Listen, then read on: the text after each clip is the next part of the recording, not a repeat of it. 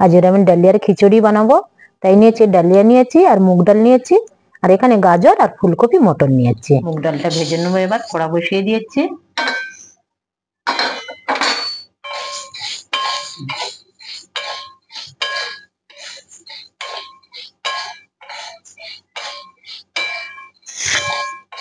মুগ ডালটা ভাজা হয়ে গেছে, এর মধ্যে আমি ডালিয়াটাও দিয়ে দিলাম, দিয়ে আরো 2-3 মিনিট ভেজে নেবো।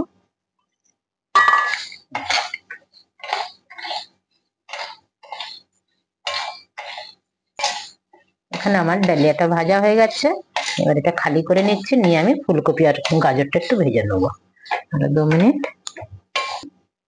কড়াই দিয়ে দিচ্ছি তেল, একবারেই আমি বসিয়ে দেবো। তেলটা গরম হয়ে গেলে একটু জিরে আর শুকনো লঙ্কা, একটা তেজপাতা দিয়ে বসিয়ে দিচ্ছি। ফুলকপিটা ভেজে নেবো। গোটা জিরে দিয়ে দিলাম, একটা তেজপাতা, 2টো শুকনো লঙ্কা। এবার আমি ফুলকপিগুলো দিয়ে দেবো।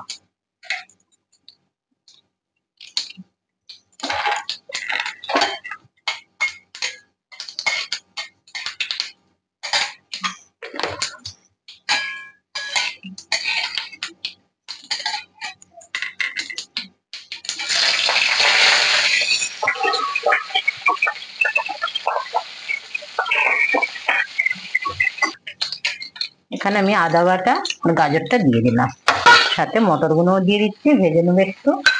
এবার আমি দিয়ে দিচ্ছি একটু হলুদ,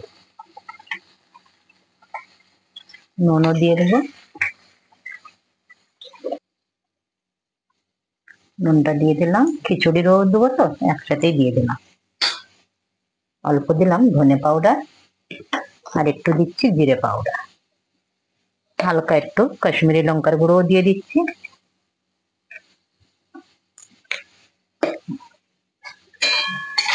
আরো 2-3 মিনিট নাড়াচাড়া করে নেবো, তারপরে আমি জল দেবো, মানে ডালিয়াটাও ধুয়ে রেখেছি এটাও দিয়ে দেবো।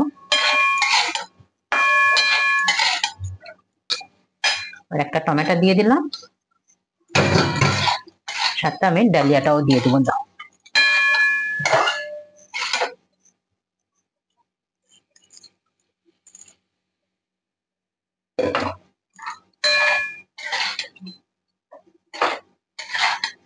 আর এটাকে 1-2 মিনিট নাড়াচাড়া করে তারপরে আমি কুকারের মধ্যে দিয়ে দেবো।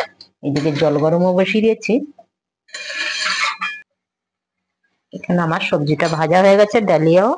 এবার আমি লাগিয়ে নিচ্ছি, কুকারটা বসিয়ে দিচ্ছি, কুকারের মধ্যেই সবগুলো ঢেলে দেবো।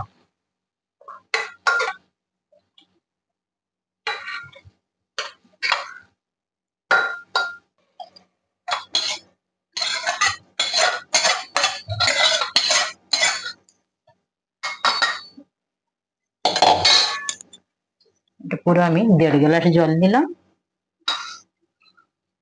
কেন আমার 2 হাতা ডালিয়া, 3 হাতা ডালিয়া আর 2 হাতা ডাল। তারপর সবজিতে অত জল লাগে না, ডালিয়াতে আর ডালে একটু জল লাগে, আর জল লাগবে না, ঠিক আছে একদম উপরে। আর একটা সিটি দিলেই হয়ে যাবে।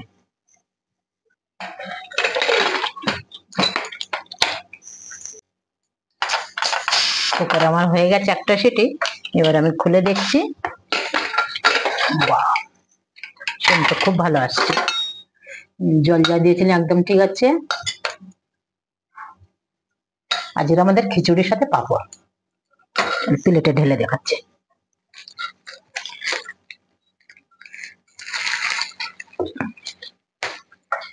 এটা আমার ছোট্ট ক্যামেরাম্যান খেতে বসবে এখন, সাথে একটা কাপড় দিয়ে দিচ্ছে একটু মাখন, ওর আবার মাখনটা খুব দরকার, মাখন না হলে কিছু চাই না। হয়ে গেছে।